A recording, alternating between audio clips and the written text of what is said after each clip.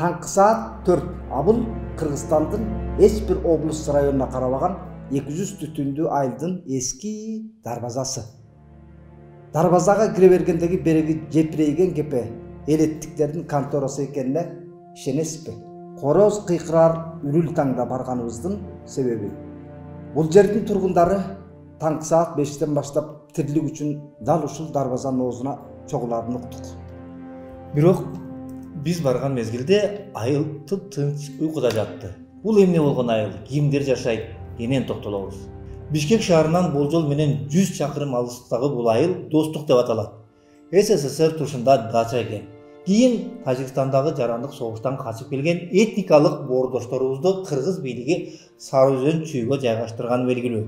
Андан бери 30 жылдай убакыт өттү. Таксилер турган ушул таңкы саат 5-терде ар кимге жалданып иштөөдөн башка аргасы жоктор чогулат.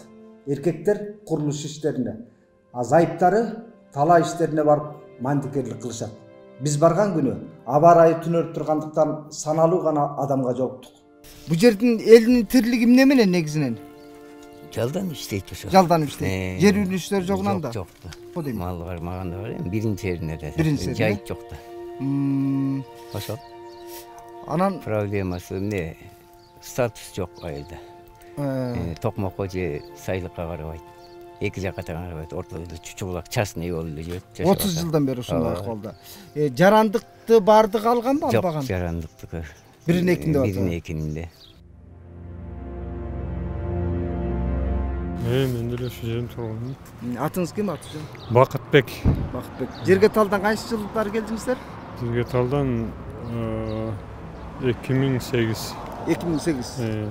А сиз негизинен эмне менен үй бүлөңүздү багасыз? Стройкамен. Курулуш менен, жалданма жок. Жер үлүшүңүз жок? Жок.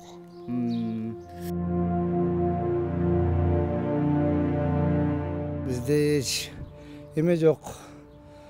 Эме кызыл китепте жок бул бизде эч. Документтер албайбыз. Мына суубуз, моторубуз да күйүп кетет. Ошону эптеп-септеп ошо акча чогултуп эме кылып, алып азыр эме кылып атабыз. Күнүмдүк тирликте кантип оокат кыласыз? Нокто сатам базарга чыгып. Нокто сатам базарга. Өзүңүз тигиппи? Өзүм түйүп. Мына азыр базарга баратам. Жакшы. Жиптерди алып алдым. Жиптериңиз. Көргөзсөңүз болобу өндүрүшүңүздү?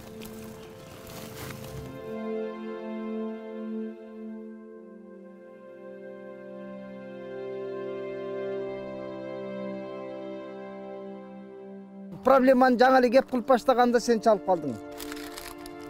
Бара экен, азып барамын да. Сен келип калсаң. Келип кал, биз бул жерде болобуз, жарайт, жакшы.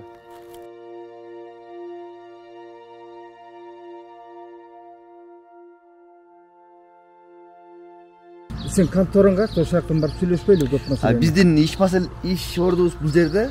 Молбу? Бияк деген кароос кылгандан кийин неме кылып койгон. Терезесин алып таштагам атайын. Күн жылуу да, ичине жыт жабып терезечи. Анан кийин кароос кылгандан кийин деп турчу. Бул жердеги Свет бар. Иш бөлмө устроен. Биздин иш бөлмө. Мурда биякта эч кароос кылган атпаймынбы?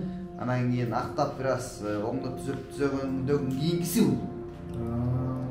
Бир аз оңдоп түзөгөндөн кийинкиси. Сөздүн ачыгы, токмогу күчтүү болсо кийиз казык жерге кирет. Токмогу эле күчтүү болуш керек. Эл өкүлдөрү бу жерге чогулуп келди. Чогулуп келип, эмне деди?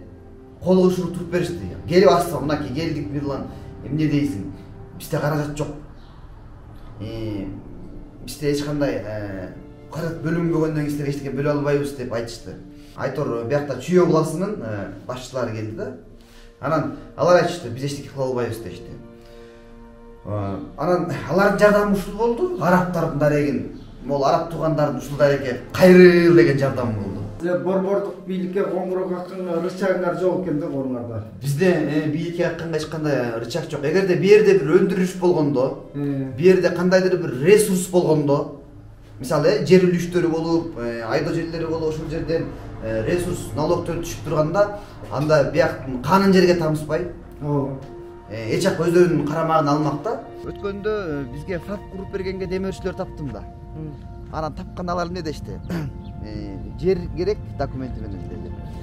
Ал аны курдуралык жерибиз жок. Баягы тезек табылса этек жок дегендей да. Демөөрчүлөр табылды, аны кура турган жер жок. Анан ушул жерди сурасак, бул жердин ээси чыгып калды. Болбосо ушул жер аябай ылайыктуу. Фак курганга, бала бакча курганга, мектеп курганга бизге керек болсо башталгыч класстын мектептерин керек да. Анткени кичинекей балдардын бул жерден өтүп Токмок шаарынын мектебине барышы кыйын да. Ушул нээси ким экенине кызыктыңарбы? Ооба, тиги госрегистрге каттап келдим. Биякта турган боштук жер кимге таандык? Бул жердеги Ахматов Замир Кылычбекович деген байкебизге таандык экен.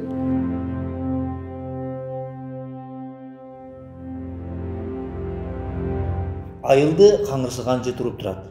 Тар көчөлөр, көчүк айланбас кичинекей үйлөр. Катуу шамалга кулап түшчүдөй электр мамылары ышкырат. Мейли шамал мага башың ийбегин, мейли шамал куюн салып билегин, мен өзүңдөн башка нерсе сурабаймый, араң турган столбама тийбегин, араң турган столбага тийбегин деп ырдап коебуз анан. Айрымдарына шак-шак коюлуп, зың менен бекем байланган. Айылдын көркүн чыгарган короздун кыйкырганы, кой маарап жылкынын кичинеген үнү таптакыр угулбайт. Себеби бул жердин тургундары башкаларга окшоп жер үлүшүнө ээлик кылбайт. Менчик чарба күтүүгө шарттары жок. Сатылат деген жазуулар көзгө көп урунду. Анын жүйөлүү себептери арбын экен. Ооба. Маселен кимдир бирөө мурда баасы арзан болгон үчүн сатып алып, а кийин түрдүү проблемаларга кабылгандан улам кайра эле арзан бага сатууга аргасыз болушат экен. Себеби бой сунган балдарын шаарга же коңшу айылдын мектебинен окутуу мүшкүлү бар. Анан да ага оорукана курулуп, же электр жарыгы менен суу көйгөйү кошулган. Азыр узак жылдардан бери жандарына батып чечилбей келгенден улам бул конушту биротоло байырлап жашоо мүмкүн эмес. Кыргыздын баркына качан жетет? Калкыбыздын саны ансыз да жука. Демография маселесине келгенде башы орто ойлон толгон. Келечегибизде калкыбыздын сан жагынан өсүшүнө сана аркай турган жерде элек.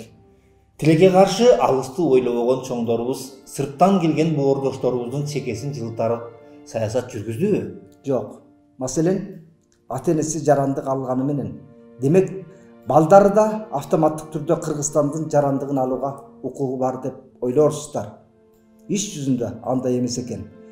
Боордоштордун айтымында 2010 жылдан кийинки бийлик алмашкандан тарта жерге талдан келгендердин жарандык алуу укугу өтө саясатташып да, татаалдашып да кеткенине даттанышты. Керек болсо, сырткы саясаттын таасири чоң роль ойнойт деп айтышат бул жерде. Болбосо, эмнеге ата-энелери Кыргызстандын жарандыгын алып, а эмнеге балдарына жарандык берүү көйгөйү жаралыш керек?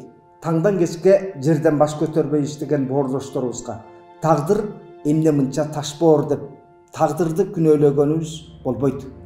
Чындыгында бул боордошторубузга тагдыр эмес, чоңдорубуз 30 жылдан бери таш боорлук кылып келишти. Ушундай жакырчылыкка, оор шартка 30 жылдан бери чыдап келишет. 30 жыл. Элестетиңиз. Мындай маселеге чиновниктер 30 күн эле көңүл буруп койсунчу, чечилбеген маселе болбойт. Мейли, 30 күн дебейли. Ак үй, көк үй аткан эрлери 3 эле саат убактыларын бөлүп, жерге талдык боордошторубуздун көйгөйлөрүнө көңүл буруп койса болот беле? Саке, керек болсо 30 мүнөттө чечилер маселе бул. Тек калктын кайнаган турмушуна парламент менен өкмөт мүчөлөрү жарым сааттык жыйын куруп койса эле иштин көзү табылмак.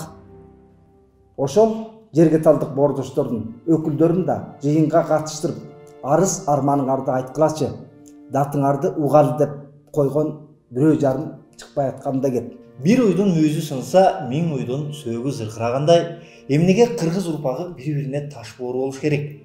Эмнеге 30 жылдан бери жерге талдык боордошторубуздун тагдырына кайдыгер болуп кеттик?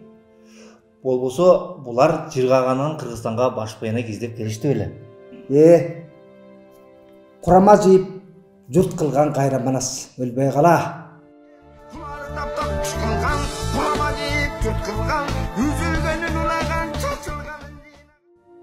30 жылдан берки эгемендигибизде эмнеге башыбыз жыйылбай чачыраган эл болдук.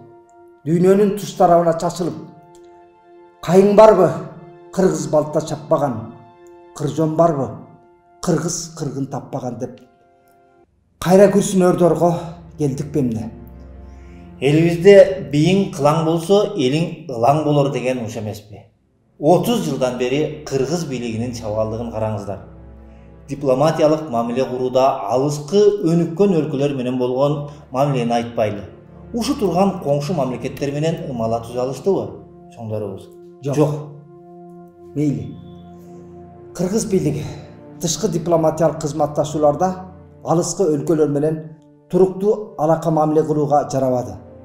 Бирок эч болбосо коңшу өлкөлөр менен эмнеге коңшудай тең ата мамиле күтүүгө жетпедик? Чек араларыбыз али күнчө тебеленди, башаламан. Ортодо чек ара чырынан бейгүнөө канча адамдан ажырадык. Ушу турган казак боордошторубуз менен тил табыша албаганыбыздан береги видеодогу көрүнүштөр канча кайталанып келет. Ооба десең, биз бул көрүнүшкө жерге талдык боордошторубуздун жашоо тиричилигинен кабар алууга баратканда үө болдук го. Урматтуу көрүүчүлөр, биз бул видеону коомчулукка көрсөтүп коюу менен гана чектелбейбиз. Кийинки көрсөтүүбүздө расмий бийликтен кандай аракеттер болорун журналисттик көзөмөлгө алабыз. Мурдуларын балта кеспес чоңдорубуз ушул көрсөтүүбүздөн кийин жерге талдык боордошторубуздун тагдырларына канчалык кайдыгер карайт же көчүктөрүн козгоп курай башын сындырарын да сөзсүз чагылдырабыз. Деги эле биздин Темиров Лайф жана Айт десе командасы коомдук институт катары эл менен бийликтин ортосундагы алакага өз көзөмөлүн токтотпойт. Өлкөбүздүн, элибиздин өнүгөр мүмкүнчүлүгү өз колунда. Тек гана биздин аракетибизге ар бир көрүүчүнүн да сөзсүз колдоосу керек. Бизге колдоо көрсөткөнүңүздөр ушул. Бул видеону башкалар менен бөлүшүңүз. Patreonубузга катталыңыздар. Лайк басып койгонуңуздардын өзү да чоң колдоо. Комментарий калтырыңыздар.